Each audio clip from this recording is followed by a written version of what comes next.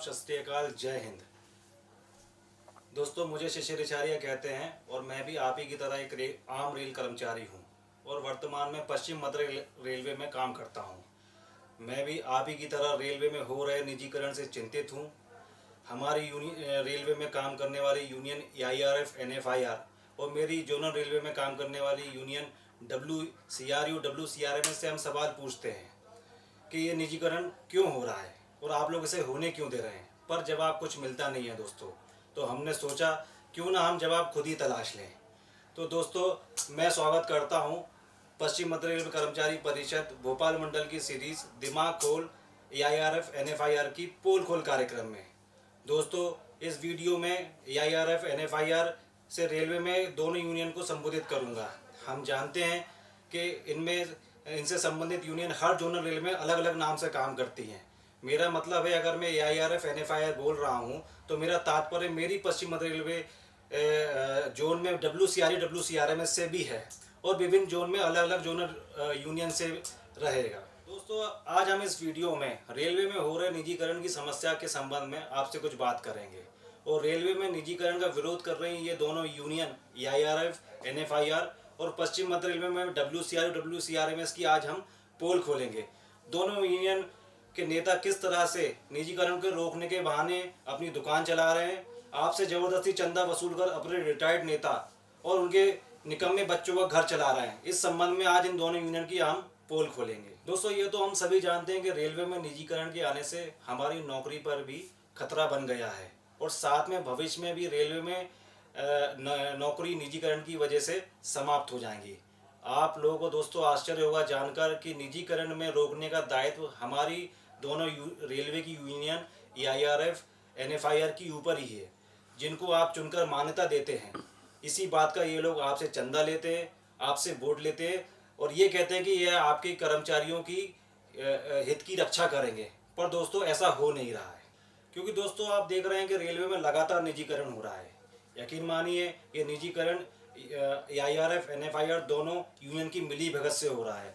मैं आपको अवगत कराना चाहता हूं दोस्तों कि पहले तो दोनों यूनियन के नेता निजीकरण पर सरकार से हामी भरते हैं। PPP समिति यानी पब्लिक प्राइवेट पार्टनरशिप के एक्सपर्ट बनते हैं, फिर बाहर आके हम सीधे साधे रेलवे कर्मचारियों के सामने विरोध का तमाशा करते ढोंग करते हैं। इस बेफिजूल के ढोंग में दोस्तों हमारे रेल कर्मचारियों की खून पसीने की कमाई का उपयोग होता है। जो लोग विरोध कर रहे हैं दोस्तों, वो लोग अपनी छुट्टी लेकर विरोध नहीं करते हैं। इन्हें सरकार के द्वारा स्पेशल कैजुअल लीव प्रदान की जाती है विरोध करने के लिए। अब आप सोचिए कि सरकार की सुविधा पे और सरकार के खिलाफ विरोध करने जा रहे हैं, तो फिर हमारे इस तरीके से तो नैया पार होने नहीं वाली। सरकार बिना AIRF NFIR की सहमति से प्राइवेट ट्रेन दोस्तों चला नहीं सकती, और अगर चला भी रही है और चलाने के बाद इनसे पूछ नहीं रही है तो फिर ये हमारे किसी काम के नहीं है। ऐसे नेता, ऐसी यूनियन को घर बैठा देना चाहिए, यही हमारे हित में होगा। दोस्तों, हमारा कॉमन सेंस तो ये कहता है कि AIRF NFIR यूनियन के नेता ठेकेदारी प्रथा को भी इसलिए भी रेलवे में लाना चाहते हैं कि जो भी रेलवे के ठेके आवंटित हों वो अपने बेटे, अपने रिश्तेदारों को ये दिलवा दें। ये लोग यूनियन की आड़ में अपना और अपने करीबियों का उल्लू सीधा कर रहे हैं। इसका एक उदाहरण मैं आपको बता सकता हूँ। हमारे पश्चिम मध्य रेलवे विभाग में ECC सोसाइटी काम करती है, जिसे हम ECC बैंक के नाम से भी जानते हैं। दोस्तों, ये हम रेलवे कर्मचारियों को कुछ ब्याज पे लोन देती है, पैसे देते हैं। आप देखेंगे ECC सोसाइटी काम तो रेलवे कर्मचारियों के लिए करती है, पर ECC बैंक का जो स्टाफ है वो पूरी तरीके से प्राइवेट होता है। अभी ये स्टाफ कौन है? ये स्टाफ इन्हीं यूनियन के नेता के बच्चे हैं, बहू हैं या उनके रिश्तेदार हैं। मतलब ECC बैंक में नौकरी के लिए ना तो कोई इंटरव्यू होता है, ना कोई टेस्ट होता है। बस आपकी पात्रता इतनी होनी चाहिए कि आप रेलवे की यूनियन के किसी बड़े नेता के रिश्तेदार हो या उनके बेटे या बहू हैं। आपकी पात्रता अगर ये है तो आपको ECC बैंक में नौकरी आसानी से मिल जाएगी। तो मतलब इस उदाहरण से आप समझ सकते हैं कि अगर रेलवे में ठेकेदारी आई तो उसका फायदा सीधा सीधा इन दोनों यूनियन के बड़े नेताओं को होने वाला है और हमारे कर्मचारी का हित इसमें कुछ भी नहीं है। दोस्तों, निजीकरण पे ये AIRF NFIR यूनियन के नेता लोग हम रेल कर्मचारी को लगातार भ्रमित कर रहे हैं, गुमराह कर रहे हैं और मूर्ख बना रहे हैं। ये निजीकरण इनकी सरकार ने लाया, उनकी सरकार ने लाया, बस हमेशा इन पर उन पर दोष मढ़ते रहते हैं और अपना पल्ला झाड़ते रहते हैं। निजीकरण के विरोध करने के बहाने या फिर निजीकरण को रोकने के बहाने ये लोग आपसे चंदे के रूप में 500-500 रुपये वसूलते हैं और अपने रिटायर्ड नेता और उनके नकारे बच्चों का घर चलाने में लगे हुए हैं। मतलब आप समझिए कि कटोरे का दूध भी पी रहे हैं और उसकी मलाई भी चाटने में लगे हुए हैं। दोस्तों, आप विश्वास मानिए कि निजीकरण के सबसे बड़े जिम्मेदार AIRF NFIR यूनियन के नेता लोग ही हैं। दोनों यूनियन के नेता जो पहले तो निजीकरण पर सरकार से सहमति भरते हैं, फिर बाहर आकर विरोध प्रदर्शन का ढोंग करते हैं। इसको आज हम कुछ उदाहरण से सिद्ध करेंगे। कैसे दोस्तों? उदाहरण के तौर में मैं आपको समझाना चाहता हूँ कि आज AIRF NFIR यूनियन के नेता लोग आप लोगों के बीच में आते होंगे और कहते होंगे कि 2016 में बीजेपी की सरकार ने हबीबगंज स्टेशन को नीलाम कर दिया, बेच दिया या उसका निजीकरण कर दिया। दोस्तों, आज हम सभी रेल कर्मचारी गूगल बाबा के युग के लोग हैं। हमें सब चीज़ का जवाब गूगल बाबा से मिल जाता है। जब आप गूगल बाबा पे जाकर खोज करेंगे तो आपको जानकारी मिलेगी कि हबीबगंज की नीलामी करने के लिए 2012 में IRSDC कॉरपोरेशन का गठन हुआ था। IRSDC कॉरपोरेशन का फुल फॉर्म है दोस्तों Indian railway station development corporation, जो कि 2012 में बना दिया गया था, वो भी कांग्रेस सरकार द्वारा। 2012 में कांग्रेस सरकार थी दोस्तों। जब IRSDC 2012 में गठित हुआ तो उसका सीधा सीधा यही उद्देश्य था कि हमें भारतीय रेलवे के स्टेशनों को नीलाम करना है, बेचना है, क्योंकि उसमें अपने आप में लिखा है Indian railway station development corporation. पर जब IRSDC का गठन हुआ तब इन दोनों यूनियन को सोचना चाहिए था कि अब ये मुर्गी कौन से अंडे देगी। पर इन AIRF NFIR के नेताओं को तो कुछ मतलब था नहीं क्यों IRSDC का गठन हुआ। AIRF NFIR के नेता लोग तो बस अपने भोग विलास में डूबे रहते हैं और इन्हें कोई मतलब नहीं होता कि रेलवे बोर्ड से क्या गठित हो रहा है, क्या गठित नहीं हो रहा है। दोस्तों, जब IRSDC का गठन हुआ तब AIRF NFIR यूनियन के नेताओं का काम था कि पिछले कॉरपोरेशन के गठन से सबक लेते हुए IRSDC का गठन का विरोध 2012 में ही करना चाहिए था। उस समय AIRF NFIR को सोचना चाहिए था कि IRSDC का गठन क्यों हुआ, पर इन लोगों ने दोस्तों कुछ सोचा नहीं, ना ही IRSDC के गठन का कोई विरोध किया। सन 2012 में ही भारतीय रेलवे के स्टेशनों की नीलामी की रूपरेखा सरकार द्वारा तैयार कर ली गई थी। उनको बेचने के लिए IRSDC का गठन हो चुका था, जिसके चलते 2016 में हबीबगंज स्टेशन को नीलाम कर दिया गया, उसका निजीकरण कर दिया गया। पर हमारे यूनियन के नेता 2012 से 2016 तक सोते रहे, सरकारी सुविधाओं के नाम पर ऐश करते रहे। अब पछताए होत क्या जब चिड़िया चुग गई खेत। अगर 2012 में ही दोनों यूनियन ने कोई कदम उठाए होते और IRSDC के गठन का विरोध किया होता तो 2016 में हबीबगंज स्टेशन की नीलामी नहीं होती। दोस्तों, हमारी रिसर्च में हमने पाया कि निजीकरण का खेल कोई नया नहीं है। जब हमने खोज की तो हमने पाया कि रेलवे में निजीकरण की पहली नींव 1974 में ही डाल दी गई थी। तभी से रेलवे में निजीकरण का खेल बिना रोक टोक लगातार चालू है। तभी से IRF NFIR के नेता लोग हम भोले भाले कर्मचारियों को मूर्ख बना रहे हैं। दोस्तों, सरकार किसी की भी रही हो, चाहे कांग्रेस की रही हो, चाहे जनता दल की रही हो, चाहे वर्तमान की बीजेपी की सरकार हो, 1974 से रेलवे में के निजीकरण करने में किसी ने कोई कसर नहीं छोड़ी है।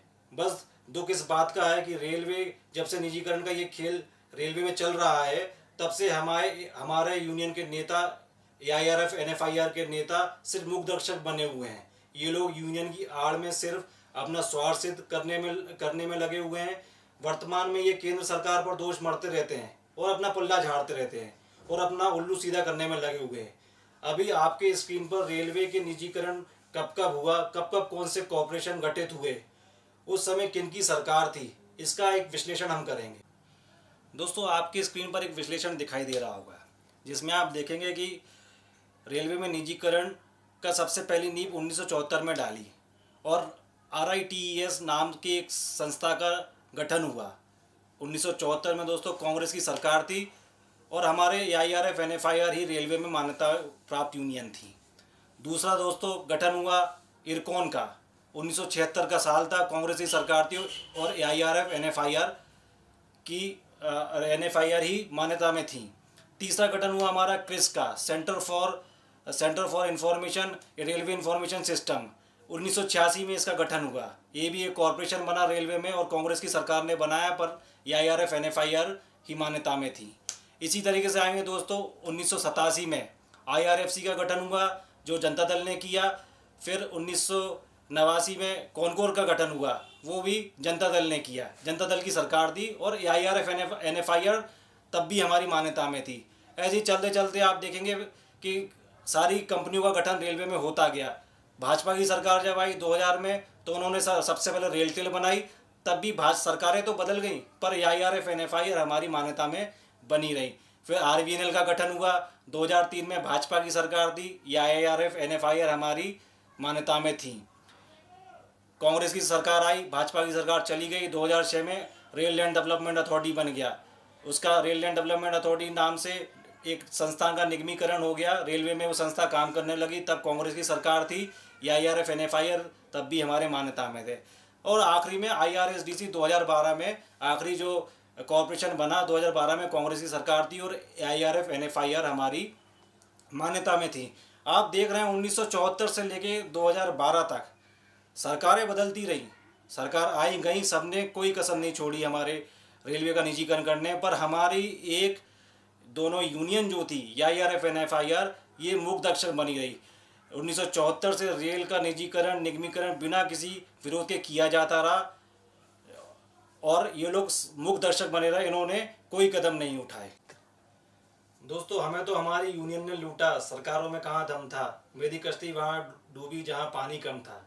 तो दोस्तों देखा आपने कैसे 1974 से लगातार रेलवे में कॉरपोरेशन का गठन होता जा रहा है। रेलवे बिना किसी विरोध के निजीकरण की तरफ रेलवे को ढकेला जा रहा है। रेलवे का निजीकरण निगमीकरण होता देख AIRF WCRE और NFIR WCRMS के नेता लोग की नींद कभी नहीं टूटी। बस चुनाव आते ही निजीकरण निगमीकरण का विरोध का ढोंग करने लगते हैं ताकि कोई रेलवे का समझदार कर्मचारी उनसे कुछ सवाल ना पूछ ले। दोस्तों इस विश्लेषण में हमें स्पष्ट समझ में आता है कि सरकार किसी भी पार्टी की रही हो, पर रेलवे में AIRF NFIR के नेतागण हमेशा मान्यता में थे। इनका ये धर्म था कि कॉरपोरेशन का जब गठन होता था तो उसका विरोध करें, इनको लागू नहीं होने दे। पर हमारे AIRF NFIR के नेतागण सिर्फ सुविधाओं भोगने में लगे रहे। इनको सोचना चाहिए था कि आगे रेलवे में कॉरपोरेशन के गठन क्यों हो रहे हैं, इन्होंने पर ऐसा कुछ नहीं किया। दोस्तों रेलवे में हाल ही में एक और निजीकरण का उदाहरण देखने को मिला। हाल ही में हमारे IRCTC कॉरपोरेशन द्वारा प्राइवेट ट्रेन तेजस एक्सप्रेस का संचालन शुरू किया। तब भी हमारे AIRF NFIR के नेता सिर्फ देखते रहे या फिर यूं कहेंगे सिर्फ विरोध का ढोंग करते रहे। दोस्तों पहली तेजस ट्रेन दिल्ली से लखनऊ के बीच चली। लखनऊ वही शहर है जहां से AIRF के महामंत्री शिव गोपाल मिश्रा जी आते हैं और दिल्ली वही शहर है जहां AIRF का केंद्रीय कार्यालय है। अब सोचिए कि सरकार ने वहीं तक प्राइवेट ट्रेन चला दी जहां इसका विरोध होने की सबसे प्रबल संभावना थी। मतलब आप सोच सकते हैं सरकार की नज़र में AIRF यूनियन के नेताओं की क्या छवि है। ये कहना गलत नहीं होगा दोस्तों कि AIRF के मुंह पर सरकार का दौरा जड़ा हुआ है, जोरदार तमाचा है। इन्हें तो शर्म से डूब मर जाना चाहिए। सोचिए AIRF के लोग लखनऊ और दिल्ली जैसी जगहों पे भी प्राइवेट ट्रेन का विरोध नहीं कर पाए या उसे चलने से नहीं रोक पाए, तो बाकी जगह से हम इनसे क्या उम्मीद कर सकते हैं। मुझे तो दोस्तों इस प्राइवेट ट्रेन के संचालन में पूरी दाल में कुछ काला लगता है या फिर पूरी दाल ही काली है। दोस्तों जो हाल AIRF के साथ लखनऊ में हुआ वही हाल NFIR के साथ मुंबई में हुआ। आखिर सरकार तो दोनों ही यूनियन को एक ही थाली का चट्टा बट्टा समझती है। सरकार ने भी NFIR के मुंह पर एक जोरदार तमाचा जड़ ही दिया। दूसरी तेजस ट्रेन अहमदाबाद और मुंबई के बीच चला दी। अब हम सब जानते हैं कि NFIR का गढ़ मुंबई है जहां से CRMS और WCRMS के महान नेता NFIR के कार्यकारी अध्यक्ष श्री RP भटनागर आते हैं और साथ में उनके काबिल बेटे अमित भटनागर भी मुंबई से ही आते हैं जो कि NFIR WCRMS के प्राइवेट नेता हैं। पर लखनऊ की तरह मुंबई में भी कोई विरोध नहीं हुआ। इसके पीछे क्या साजिश है इसका तो भगवान ही मालिक है। अब आप सोचिए दोस्तों NFIR CRMS ने तो प्राइवेटाइजेशन अपनी यूनियन में कर रखा है अमित भटनागर के रूप में। अब आप इनके नुमाइंदों से आप उम्मीद क्या कर सकते हैं, जब ये बेचारे NFI और WCRMS में प्राइवेट नेता अमित भटनागर का विरोध नहीं कर पा रहे हैं, तो रेलवे में निजीकरण का ये क्या खाक विरोध करेंगे। तो इसी तरह अब हम कहेंगे मुंबई में भी कोई विरोध नहीं हुआ, यहाँ पर दाल में फिर कुछ काला नजर आता, या फिर कहेंगे कि पूरी दाल ही काली है, प्राइवेट गाड़ियां चलती जा रही हैं और AIRF NFIR के नेता चुपचाप बैठे हुए हैं। दोस्तों अब आप एक तस्वीर देखिए, हम आपको इस तस्वीर से यूनियन और सरकार के संबंध को कुछ समझाना चाहते हैं। अब आप ये जो तस्वीर देख रहे हैं, इसमें कुछ लोग आपको नज़र आ रहे हैं और कुछ लोग फोटो फ्रेम में ज़बरदस्ती घुसने की कोशिश कर रहे हैं या कुछ ज़बरदस्ती घुसने के जुगाड़ में हैं। वैसे इनमें से एक तो है हमारे पीयूष गोयल, हमारे रेल मंत्री जी पीयूष गोयल जी, साथ में AIRF के शिव गोपाल मिश्रा जी दिखाई दे रहे हैं, जिनका ध्यान पूरा सिर्फ पोज देने में है, वे सिर्फ कैमरे की तरफ ही देख रहे हैं। इसमें NFIR के रघुवैया जी और पश्चिम मध्य रेलवे के अशोक शर्मा जी भी दिखाई दे रहे हैं, वो भी फ्रेम में घुसने की ज़बरदस्ती कोशिश कर रहे हैं या भरपूर कोशिश कर रहे हैं। बाकी कौन लोग हैं मैं दोस्तों जानता नहीं, ना जानना चाहता हूँ, पर शक्ल से सब रेलवे वाले ही या रेलवे की यूनियन वाले ही लग रहे हैं। वैसे ही मुझे तो सभी यूनियन वालों की शक्लें एक जैसी ही लगती हैं। दोस्तों ये फ़ोटो 2020 जनवरी महीने का है। ये यूनियन वाले सरकार से क्यों मिलने जाते हैं, क्या करने जाते हैं, ये मेरे समझ के परे हैं, क्योंकि ये फ़ोटो जिस दिन आई थी और ये मीटिंग जिस दिन थी, उसके ही अगले 1-2 दिन में दूसरी तेजस एक्सप्रेस सरकार द्वारा अहमदाबाद और मुंबई के बीच में चला दी गई थी। अब समझ में नहीं आता कि इसके पीछे क्या माजरा है, ये लोग इस मीटिंग में करने क्या गए थे। मुझे तो लगता है कि सिर्फ ये सरकारी पैसे से पार्टियां करने गए थे, क्योंकि रेलवे कर्मचारी की हित की बात तो इस बैठक में कोई हुई नहीं। अगर होती तो अगले ही दिन तेजस एक्सप्रेस पटरियों पर नहीं दौड़ती। इन्होंने तेजस एक्सप्रेस चलने का विरोध इस पार्टी में क्यों नहीं किया? क्या ये सिर्फ चाय समोसा खाकर और फोटो खिंचवाने में मशगूल रहे? अगले ही दिन दूसरी तेजस एक्सप्रेस पटरी पर क्यों दौड़ी? इस सब का जवाब AIRF NFIR के नेताओं के पास नहीं है। अब आप सोचिए, ऐसी यूनियन के नेताओं से हम क्या उम्मीद कर सकते हैं जो सरकार की गलत नीतियों का विरोध करने की बजाय सरकार की खाने की प्लेटें खाने में और उनके सरकारी पैसे पार्टियों करने में मशगूल रहती है। दोस्तों एक यूनियन का काम सिर्फ कर्मचारियों के हित में काम करना होता है, चाहे सरकार किसी की भी हो। अगर सरकार यूनियन के नेताओं के विचारधारा की भी है, तो भी यूनियन के नेताओं का धर्म है कि सरकारी कर्मचारी विरोधी नीतियों का विरोध करें, ना कि उनकी आवभगत में लगे रहें और उनकी खूब चापलूसी करते रहें। पर दोस्तों AIRF NFIR के नेता लोग यूनियन की आड़ में अपना स्वार्थ सिद्ध करने में लगे रहते हैं, अपने परिवार और अपने पारिवारिक करीबियों को आगे बढ़ाते रहते हैं। आपको फिर हम एक तस्वीर के द्वारा समझाना चाहते हैं। आपको स्क्रीन में एक फ़ोटो दिख रही होगी, जिसमें AIRF WCRU के नेता मुकेश गालप दिखाई दे रहे हैं, WCRU की नेता चंपा वर्मा जी दिखाई दे रही हैं, और साथ में दिखाई दे रहे हैं कोटा के सांसद और लोकसभा स्पीकर माननीय श्री ओम बिरला जी। बाकी कौन लोग हैं मैं जानना नहीं चाहता और जानने की कोशिश भी नहीं करता। दोस्तों आपको बता दूं कि ये फ़ोटो नवंबर 2019 की है। कोटा में WCRU द्वारा एक कार्यक्रम रखा गया था, जिसमें श्री ओम बिरला जी का सम्मान किया गया। कार्यक्रम का नाम था नागरिक अभिनंदन समारोह। अब आप कहेंगे कि इसमें आपको क्या परेशानी है, स्वागत कोई किसी का भी कर सकता है। हाँ भाई कर सकता है, इसमें कोई बुराई नहीं। पर दोस्तों जहाँ एक और AIRF WCRU के पदाधिकारी निजीकरण पर केंद्र में सत्ताधारी भाजपा पार्टी का विरोध कर रहे हैं, या फिर यूं कहें विरोध का ढोंग कर रहे हैं, उसे पानी पी कर कोस रहे हैं, और दूसरी तरफ AIRF WCRU के नेता लोग कोटा से भाजपा के सांसद माननीय श्री ओम बिरला जी का सम्मान में नागरिक अभिनंदन समारोह करते हैं। क्यों कर रहे हैं भाई, क्या कारण है? क्या मैसेज जाता हो केंद्र सरकार को? क्या AIRF WCRU के नेता लोगों ने ओम बिरला जी को बताया कि सरकार प्राइवेट ट्रेन चला रही है, आप इस संबंध में कुछ कीजिए? इस समारोह के बाद भी तेजस एक्सप्रेस पटरियों पर दौड़ती रही। दोस्तों जहाँ तक हम समझते हैं, AIRF WCRU के नेता लोगों ने नागरिक अभिनंदन समारोह कर आपने रेल कर्मचारी का तो कोई भला नहीं किया। आप सोचिए, लोकसभा अध्यक्ष माननीय श्री ओम बिरला जी हमारे और आपके कहने पर तो कहीं किसी कार्यक्रम में जाएंगे नहीं, पर इस कार्यक्रम में पहुंच गए। इससे ऐसा लगता है कि WCRU नेताओं की बड़ी दोस्ती है उनसे। तभी तो एनपीएस लागू हो गया, निजीकरण होता जा रहा है और एआईआरएफ एनएफआईआर के लोग सांसद विधायक के स्वागत समारोह कर रहे हैं। ऐसे स्वागत समारोह से रेल कर्मचारी का तो कोई भला नहीं होने वाला, ना भविष्य में होगा। इस तरह के समारोह से हमारे रेलवे की यूनियन के नेता सिर्फ अपना स्वार्थ सिद्ध कर सकते हैं, वो भी रेलवे कर्मचारियों की सपनों की कीमत पर। स्वागत समारोह करना है तो खूब करो, हमें कोई परेशानी नहीं है, पर स्वागत समारोह में पैसा किसका खर्च हो रहा है, अब मुझे उस पर परेशानी है।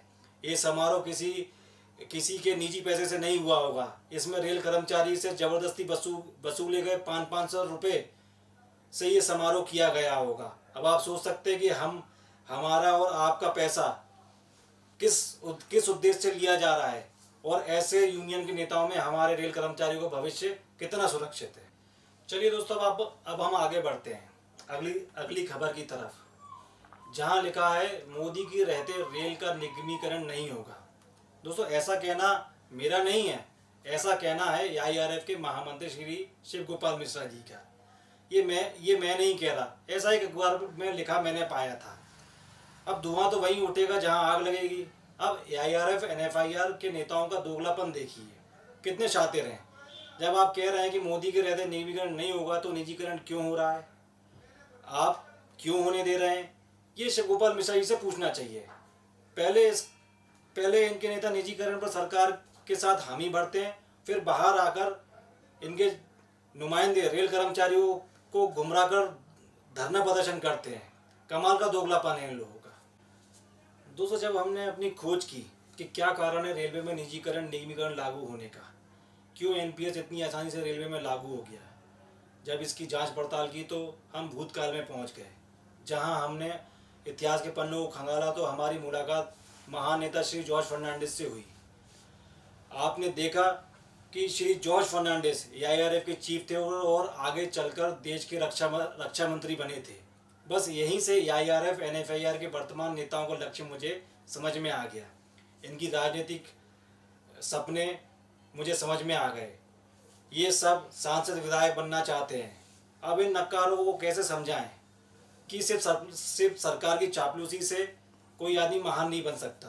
इसके लिए लोगों को, इन नेताओं को समाज की भलाई करनी चाहिए, कर्मचारी के हित में काम करना चाहिए। बस यही एआईआरएफ एनएफआईआर के नेताओं की गलतफहमी है कि ये लोग आगे चल के कुछ कर गुजरेंगे और सरकार के अच्छे पदों पर बैठेंगे। पर आप आज के एआईआरएफ एनएफआईआर के नेताओं से जॉर्ज फर्नांडिस जी का कोई कंपैरिजन नहीं कर सकते। वैसे तो रेलवे के नेताओं को राजनीतिक पार्टियों से दूर रहना चाहिए और अपनी राजनीतिक महत्वाकांक्षाओं को छोड़ रेल कर्मचारियों के हित में ही काम करना चाहिए। पर दोस्तों, आप सच मानिए, रेलवे के एआईआरएफ एनएफआईआर के नेता अब की बहुत बड़ी राजनीतिक महत्वाकांक्षा हैं, जो रेलवे के कर्मचारियों के सपनों की कीमत पर ये लोग पूरा करना चाहते हैं। इन राजनीतिक महत्वाकांक्षाओं के चलते सबसे पहले हम एनएफआईआर की बात करेंगे। अरे भाई, बारी बारी करके इन दोनों का चीरहरण करेंगे। ये अपनी राजनीतिक महत्वाकांक्षाएं रेल कर्मचारियों के कंधे पर पूरा करना चाहते हैं। कुछ ने तो कर भी ली हैं। आपको बताना चाहता हूं कि जैसे national federation of Indian railway, जिसे हम एनएफआईआर के नाम से भी जानते हैं, इसका सीधा संबंध इंटक से। इंटक का फुल फॉर्म है Indian national trade union Congress, जिसके प्रेसिडेंट श्री संजीवा रेड्डी 6 साल तक राज्यसभा सांसद रह चुके हैं। तो देखा जाए, श्री संजीवा रेड्डी जब राज्यसभा सांसद थे तो उन्हें रेल कर्मचारियों के हित में और अन्य विभाग के कर्मचारियों के हित में काम करना चाहिए था, पर ऐसा दोस्तों हुआ नहीं। जी संजीवा रेड्डी तो सांसद के पद तक पहुंच गए क्योंकि एनएफआई और इंटक का संबंध सीधे तौर पे कांग्रेस पार्टी से है, या यूं कहें कि ये दोनों ही जनजात कांग्रेसी हैं। दोस्तों, ये तो बात थी एनएफआईआर की। अब हम बात करते हैं एआईआरएफ की। तो एआईआरएफ की विचारधारा तो दोस्तों वामपंथियों की है और वामपंथी नेताओं ने ही इसकी शुरुआत की थी। तभी आपने देखा होगा ये एक दूसरे को कामरेड से संबोधित करते हैं और लाल सलाम का नारा देते हैं। अब आप लोग जानते ही हैं कि ये लाल सलाम कौन लोग बोला करते थे। आपको बता दो, इस लाल सलाम के नारे इन्हें देश को नक्सलवाद की तरफ धकेल दिया। तो आप सोच सकते हैं कि लाल सलाम नारा हम सभी के लिए कितना खतरनाक हो सकता है। दोस्तों, वैसे तो पूरे देश में लगभग कॉमरेड, कम्युनिस्ट और लाल सलाम की नस्ल खत्म हो चुकी है, पर फिर भी अभी भी इनके कुछ भाई बंधु रेलवे में बचे हुए हैं, क्योंकि इन्होंने वक्त की नज़ाकत को देखकर, या यूं कहें इनके नेताओं ने वक्त की नज़ाकत को देखकर वामपंथी पार्टी को छोड़ सत्ताधारी भाजपा का दामन थाम रखा है। ये मुख्य रूप से है तो कम्युनिस्ट ही, पर अभी समय रहते हुए इन्होंने अपने पिताजी को बदल लिया है। AIRF WCRF के नेता रेल कर्मचारियों को गुमराह करते रहेंगे कि हम तो लोग स्वतंत्र ट्रेड यूनियन है, हमारा किसी पार्टी से कोई संबंध नहीं है। पर दोस्तों, आप विकिपीडिया या गूगल बाबा पर जाएंगे, गूगल बाबा से इसका उत्तर पूछेंगे तो आपको मालूम पड़ेगा कि असल में ये लोग हैं वामपंथी। बस अभी इन्होंने भाजपा का दामन थाम रखा है ताकि AIRF की दुकान चलती रहे, इनके नेता लोग अपनी नेतागिरी चमकाते रहे, रेल कर्मचारी को उल्लू बनाते रहे और अपना स्वार्थ सिद्ध करते रहे। आपकी जानकारी के लिए बता दूं, ये लोग आपको नहीं बताएंगे, पर मैं आपको बता दूं कि बंगाल के महान वामपंथी नेता और पश्चिम बंगाल के कई सालों तक मुख्यमंत्री रहे श्री ज्योति बसु AIRF के उपाध्यक्ष भी रह चुके हैं कई सालों तक। अब आप सोचिए कि ये लोग स्वतंत्र यूनियन कहाँ से हो गए। इनकी जड़ें तो वामपंथी तक जाती हैं। AIRF समय के साथ अपना मेकअप चेंज कर लेती है। जब भी आप इनका मेकअप उतारेंगे तो आपको निकलेगा ये लोग वामपंथी ही निकलेंगे। जब भाजपा सरकार चली जाएगी तो ये वक्त के साथ अपने पिताजी को फिर बदल लेंगे। अब दोस्तों, आप कहेंगे कि भाई साहब आप कैसे कह सकते कि इन्होंने सत्ताधारी भाजपा का दामन थाम रखा है। तो दोस्तों, आप कुछ तस्वीरें आपको दिखाएंगे और उन तस्वीरों के जरिए आपको और इनके भाजपा के संबंधों को, भाजपा के नेताओं के संबंधों का कुछ इनका विश्लेषण हम करेंगे। दोस्तों, अभी एक तस्वीर देखिए। ये तस्वीर श्री शिवगोपाल मिश्रा जी के घर की है। यहाँ पर कई भाजपा के नेता आपको दिखाई दे रहे होंगे। उसमें से प्रमुख रूप से एक नेता दिखाई दे रहे हैं जो हैं केंद्रीय मंत्री महेंद्र नाथ पांडे जी। अब आप सोचिए, महेंद्र नाथ पांडे जी आपके और हमारे बुलावे पे तो हमारे घर आएंगे नहीं, भाई केंद्रीय मंत्री हैं आखिर। चलो हम मान भी लेंगे बचपन की दोस्ती है, पर दोस्तों ये दोस्ती रेलवे कर्मचारी के हित में तो दिखाई देती नहीं है, क्योंकि यहाँ तो रेलवे कर्मचारी की अहित की लाइन लगी हुई है। चलिए अगली तस्वीर पर। दोस्तों, अभी अगली तस्वीर आपके सामने जो है, इसमें आपको दिखाई दे रहे हैं हमारे फिर से शिवगोपाल मिश्रा जी और राजनाथ सिंह जी। दोस्तों, सुनते हैं कि दोनों ही लखनऊ से आते हैं, दोनों में बहुत याराना है, पर रेल कर्मचारी के हित का नहीं है, क्योंकि अभी तक तो ऐसा कुछ हुआ नहीं कि ऐसा लगे कि इनके भाजपा नेताओं के संबंध, इनके भाजपा के नेताओं से संबंध हैं तो रेलवे और कर्मचारी कुछ हित हुआ हो। देखिए दोस्तों, ये दूसरी तस्वीर। अरे अब आप कहेंगे फिर वही तस्वीर आ गई। दोस्तों, आदमी वही है पर कुछ समय अलग है। भाई वही हमारे शिवगोपाल मिश्रा जी हैं, वही राजनाथ सिंह जी हैं। अरे भाई, डेली का मिलना जुलना है, रोज का मिलना जुलना है, तस्वीर तो खिंचती रहती हैं। बस ये रेल कर्मचारी के साथ न्याय नहीं हो रहा है, ये इनका मिलना जुलना रोज का बना हुआ है। दोस्तों, हम थोड़ा AIRF के नेताओं के राजनीतिक सपनों की भी बात कर लेते हैं। वैसे तो AIRF NFIR यूनियन के जितने भी नेता हैं, सबकी बहुत राजनीतिक महत्वाकांक्षाएं हैं और पर कई लोगों के सामने आ भी चुकी हैं। उनमें से एक हैं श्री शिवगोपाल मिश्रा जी। यूनियन की आड़ में अपनी महत्वाकांक्षाएं पूरी करने में लगे हुए हैं, वो तो इनकी दाल गल नहीं पा रही है। दोस्तों, 2014 में लोकसभा चुनाव में लखनऊ की सीट से आम आदमी की टिकट पर शिवगोपाल मिश्रा जी का नाम बहुत उछला था। सुनते हैं कि शिवगोपाल मिश्रा जी आम आदमी पार्टी की तरफ से लखनऊ लोकसभा सीट के दावेदार थे। कई अखबारों में ये खबर थी कि आम आदमी पार्टी के लखनऊ से टिकट के लिए शिवगोपाल मिश्रा जी ने आवेदन किया है और उनका इंटरव्यू होना बाकी है। फिर पता नहीं ऐसा क्या हुआ कि शिवगोपाल मिश्रा जी को टिकट नहीं मिला। या हो सकता है कि शिवगोपाल मिश्रा जी इंटरव्यू पास ना कर पाए हों, वो तो भगवान का भला है। नहीं तो शिवगोपाल मिश्रा जी ने रेलवे कर्मचारी के खून पसीने की कमाई से चुनाव लड़ने की पूरी तैयारी कर ली थी। चलो, जो होता है अच्छे के लिए होता है। जैसा कि आप फोटो में देख रहे हैं, आम आदमी पार्टी के नेता कुमार विश्वास जी के साथ शिवगोपाल मिश्रा जी आपको दिखाई दे रहे होंगे। ये फोटो लखनऊ की एक रैली की है जिसमें शिवगोपाल मिश्रा जी के साथ स्टेज पर कुमार विश्वास जी दिखाई दिए थे और हमारे उनके भक्त जो कि रेलवे में हैं, सब लोग अपने आप को DRM समझने लगे थे। तो दोस्तों, अभी तक के हमारे वीडियो में आप समझ चुके होंगे कि कैसे AIRF WCRU और NFIR WCRMS के नेता लोग निजीकरण निगमीकरण के मुद्दे पे हम रेल कर्मचारियों को उल्लू बना रहे हैं, गुमराह कर रहे हैं, भ्रमित कर रहे हैं और ये दिखावा करके कि ये विरोध का ढोंग कर रहे हैं या विरोध कर रहे हैं, हमारी जेब से नोट बटोर रहे हैं और हमारे वोट भी बटोर रहे हैं और रेलवे में अपनी यूनियन को मान्यता दिलवाते जा रहे हैं। दोस्तों, आपको जानकर आश्चर्य होगा कि आपकी खून पसीने की कमाई से ये दोनों यूनियन के नेता, AIRF NFIR के नेता लोग खूब मौज मस्ती कर रहे हैं। आपकी खून पसीने की कमाई से विदेश यात्राएं कर रहे हैं। आपकी खून पसीने की कमाई से ये लोग डेपुटेशन पर रह के सैलरी ले रहे हैं। अब आप ये कहेंगे साहब, ये डेपुटेशन पे रह के सैलरी लेना क्या होता है? मतलब ये लोग हैं तो रेल कर्मचारी, पर रेलवे का कोई काम नहीं करते हैं। ये सिर्फ काम करते हैं इनकी यूनियन का, जिसके लिए यूनियन इनको बेसिक प्लस DA के बराबर भुगतान करती है। अब आप पूछेंगे कि ये पैसा कहाँ से आता है, इतना पैसा, इतनी सैलरी इन नेताओं को कहाँ से मिलता है? तो आपको जानकर आश्चर्य होता है कि ये पैसा आप ही की जेब में से आता है। जो पैसा आप इनको सदस्यता के रूप में 500 रुपये और बोनस के रूप में 500 रुपये, मतलब साल के 1000 रुपये जो इनको आप चंदा देते हैं, उसी चंदे से ये इनको सैलरी पे होती है। क्यों सैलरी पे की जाती है? इसलिए सैलरी पे की जाती है इन लोगों को कि ये आपके कर्मचारियों के हित में काम कर सके, सरकार से आपके लिए लड़ सके। पर दोस्तों, ऐसा तो कुछ हो नहीं रहा है कि आपके लिए कुछ हित का के कार्य हो रहे हैं। बस आपके पैसे से घुमाई हो रही है। रेलवे के कर्मचारी कोई भलाई नहीं हो रही है। रेलवे तो कई रेल कर्मचारी और रिटायर्ड नेता हैं जिनको रेल कर्मचारी खून पसीने की कमाई से भुगतान हो रहा है। कुछ तो रेलवे में हैं और कुछ तो रेल कर्मचारी भी नहीं हैं। उनमें से एक है हमारे महानेता अमित भटनागर जी। तो आप सोचिए, ऐसी यूनियन के हाथ में आपका भविष्य कितना सुरक्षित है। दोस्तों, इन नेताओं की मैं तस्वीर देख के बड़ी हंसी आती है मुझे तो समझ में यह नहीं आता कि ये लोग इतनी मालाएं क्यों पहनते हैं। ऐसी क्या उपलब्धि है इनके जीवन की कि ये इतनी मालाएं पहनते हैं कि इनका चेहरा भी बाहर देखना मुश्किल हो जाता है। इन लोगों ने ऐसे कौन से काम किए हैं कि इनको इतनी मालाएं पहनाई जाती हैं? मुझे तो हंसी उन लोगों पे भी आती है जो लोग माला लेकर इनको माला पहनाने आते हैं। उन बेचारे मासूमों को ये तो पता ही नहीं है कि ये लोग उनके साथ क्या खेल खेल रहे हैं।